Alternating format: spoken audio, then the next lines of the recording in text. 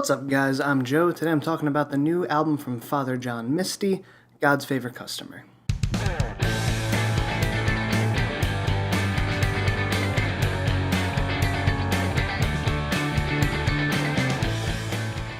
So Josh Tillman, aka Father John Misty, is back. This is his fourth studio album under the name Father John Misty. He's had a whole slew of albums under his regular name, Josh Tillman, as well. Admittedly, I'm relatively new to Father John Misty. I discovered him, as I'd imagine quite a lot of other people did as well, with his last studio album, Pure Comedy. An album that, while I really enjoy it now, it definitely took some time to grow.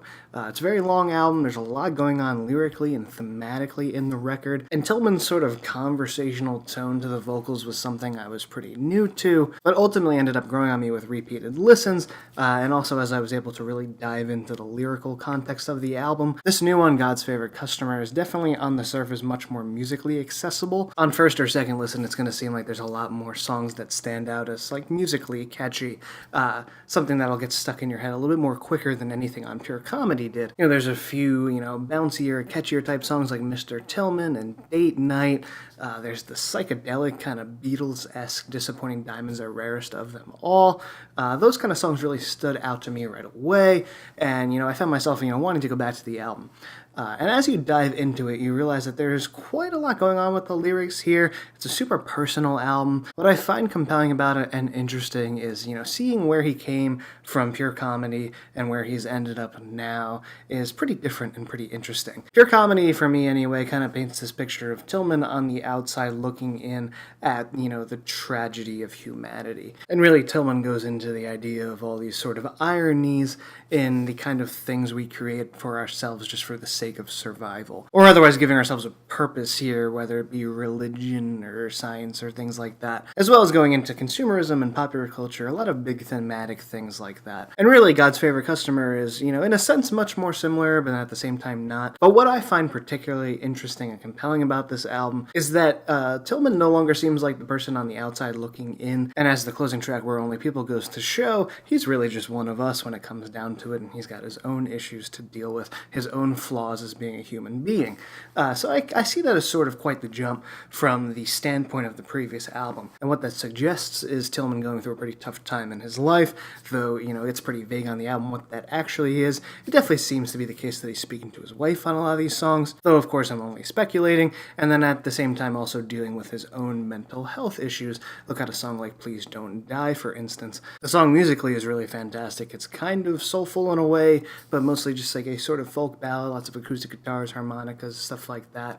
The chorus just builds up so nicely. A lot of cool orchestration going on in that one, and the chorus is just ridiculously catchy.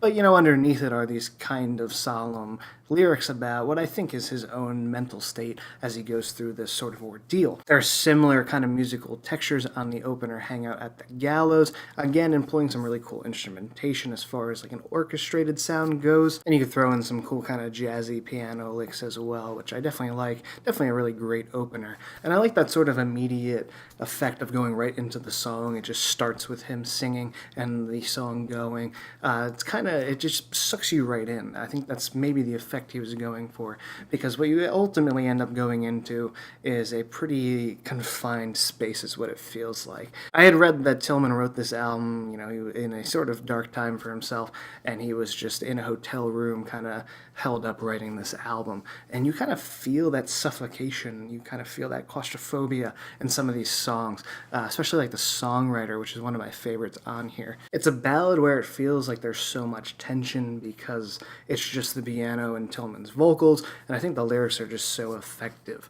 If it's the case that he's talking to his possibly estranged wife at this point, just talking about what if you were the songwriter instead of me? What if you were making your living out of putting our troubles into song form or out for the public to listen and see? And basically what he's saying is, would the story be the same? Which, it probably wouldn't be. It also at the same time shows Tillman what I feel like kind of being self-defeating and kind of assuming how the opposite person must feel about him, which is filled with consternation, which is interesting. Like, if you think about it, you kind of have like an unreliable narrator here in a way. way.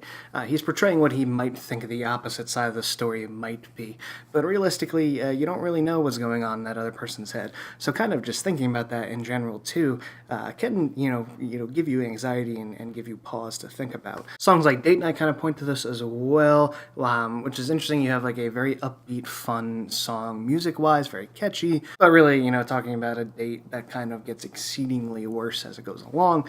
The Palace, another great standout on this album, really again feeling that kind of claustrophobia, that loneliness of Tillman here, basically saying that he just wants it to be over and he wants to go home. The piano chords in this one get so murky and so kind of creepy and dark at times, which is pretty interesting. As I mentioned, Disappointing Diamonds, one of my favorites on here as well.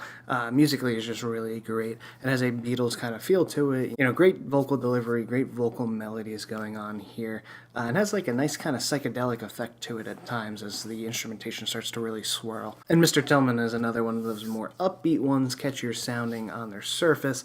It has a really cool music video. I would definitely check that out. Pretty trippy. Just dumb enough to try. Probably my least favorite ballad on here because the other ones are so great. Though I do like that really cool synth type keyboard thing in the middle there. Adds for like an interesting dynamic over the course of the album. And God's Favorite Customer, of course, the title track, which has a sort of soulful element to it as well. A lot of these songs kind of remind me of maybe Elton John in the delivery as far as vocals go, and Bob Dylan and some of the instrumentation. Echoes of the Beatles as well, which combines for a really cool sound to the album. Again, one that feels very close to home, opens up a very personal side of the sort of Father John Misty mystique that I was kind of used to from pure comedy. So overall, really enjoying this one. Highly suggested. I'm feeling a 4.5 out of 5 for this album. Let me know what you think of it in the comments, whether I'm right, whether I'm wrong. As always, thank you so much for watching, and I'll see you all next time.